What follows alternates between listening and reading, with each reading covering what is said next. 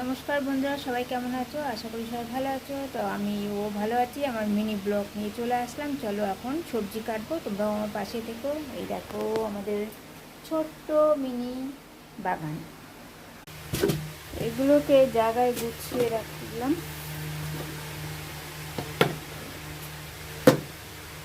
তো শাকগুলো কাটা হয়ে গেছে বন্ধুরা, কলমি শাক ছিল এটা। এবার এবার এই কাঁকরোলগুলো কাটবো, পটল, তারপরে এই ঝিঙেগুলো, সব এগুলো একটা একটা করে কাটতে হবে। তো চলো এগুলো আগে কেটে নিই।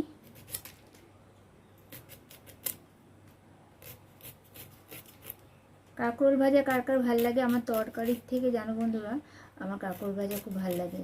আর আজকে এই ভিডিওটা যদি ভালো লেগে থাকে অবশ্যই তোমরা আমার পাশে থেকো আর প্রচুর সাবস্ক্রাইব, লাইক, শেয়ার সব কিছু করবে।